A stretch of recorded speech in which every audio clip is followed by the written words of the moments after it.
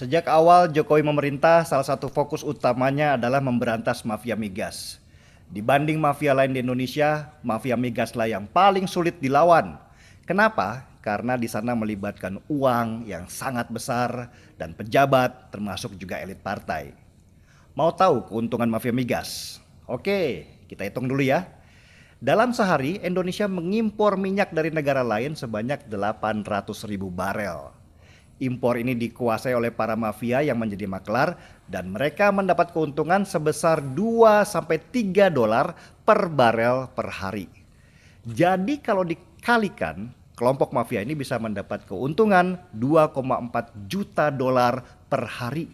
Atau kalau dirupiahkan dengan asumsi 1 dolar sama dengan 14.000 rupiah, maka si mafia mendapat untung tanpa harus kerja keras sebesar 33,6 miliar rupiah per hari, saudara-saudara.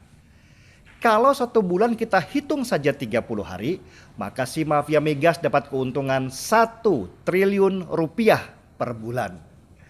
Dari keuntungan itu sebesar 30%-nya minimal dibagi-bagi ke banyak pejabat dan partai. Ini yang menjadikan si mafia migas kuat sekali. Siapapun yang mau menghancurkan mereka akan dihancurkan dulu dengan lobby-lobby politik. Jadi paham kan kenapa mereka pengen sekali Jokowi tidak jadi presiden? Kalau bisa, kudeta pun akan mereka lakukan, asal bisa terus berkuasa. Jokowi sudah menugaskan banyak orang untuk memberantas mafia migas itu. Tapi orang-orang itu ternyata ikut bermain juga. Lagian siapa sih orang yang tidak hijau matanya kalau dikasih gaji miliaran rupiah per bulan? Inilah yang membuat Jokowi susah dan marah-marah. Sudah sejak 2014 dia memerintahkan basmi mafia migas. Tapi mafianya nggak mati, cuman ganti baju saja. Jokowi tidak mudah melawan sistem yang sudah dibangun si mafia bertahun-tahun lamanya. Salah satu mafia migas yang sudah berhasil dibasmi adalah Petral. Dulu impor minyak kita selalu lewat Petral. Sesudah dibubarkan, mafianya malah menyebar dan terbagi dalam beberapa kelompok yang sama kuatnya. Dan percaya atau tidak, orangnya ya itu saja. Itulah kenapa kita tidak pernah berhasil membangun kilang pengolahan minyak di negeri ini. Kalau kilang sudah berhasil dibangun, maka impor minyak pasti akan turun. Kalau turun, maka keuntungan mafia juga turun. Ini yang tidak dimaui oleh mereka. Karena itu mereka melakukan banyak hal, mulai dari menyuap para pejabat supaya izin pembangunan kilang tidak keluar, sampai menakut-nakuti negara produsen yang mau investasi kilang di sini supaya jangan pernah mau jadi antek Jokowi. Selain itu, para mafia juga merencanakan kudeta seandainya Jokowi terpilih jadi presiden lagi. Dan kita lihat percobaan kudeta pasca pemilu 2019 lalu itu ada campur tangan dan dana dari para mafia migas dengan mengerahkan para kadrun-kadrun yang budiman untuk demo besar-besaran. Kalau bisa bikin chaos supaya Jokowi bisa diturunkan paksa.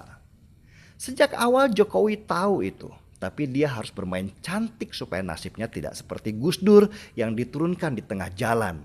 Dia mau tidak mau harus kompromi supaya Indonesia tenang dan tidak kacau ketika sedang mengusik sarang lebah yang sudah lama bersarang.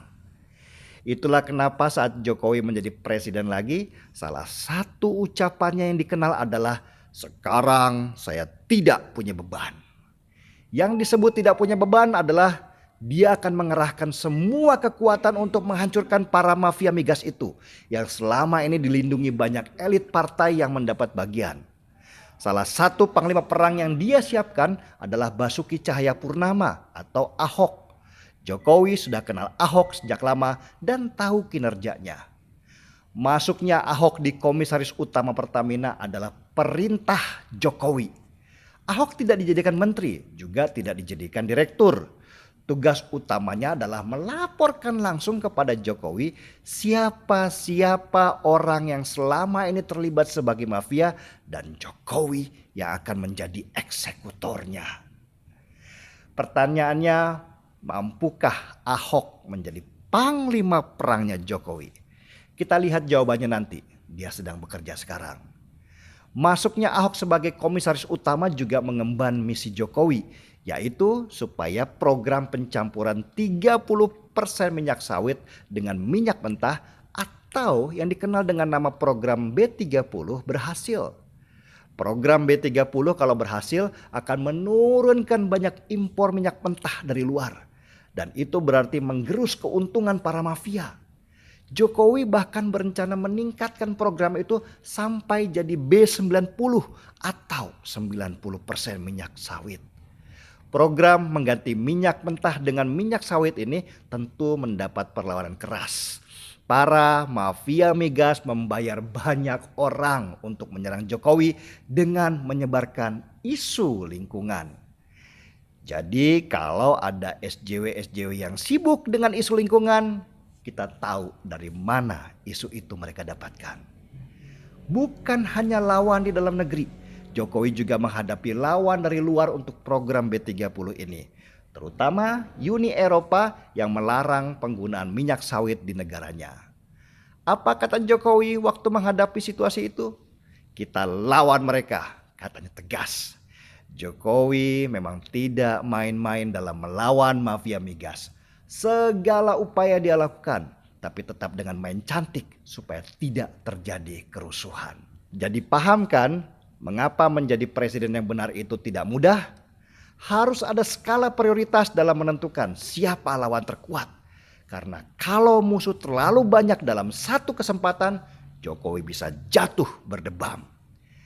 Jokowi berpacu dengan waktu karena ada indikasi kalau para mafia migas mundur sejenak untuk mengatur kekuatan. Dan kekuatan mereka nanti ada di Pilpres 2024. Mereka sedang mengatur siapa calon presiden berikutnya yang akan merusak semua pekerjaan Jokowi sekarang dan menjadikan mereka berkuasa lagi.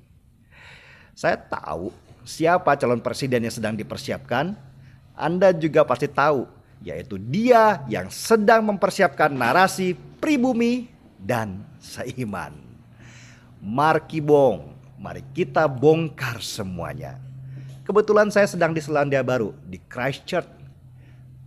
Saya tidak punya kopi untuk diseruput, terpaksa seruput sirup dulu.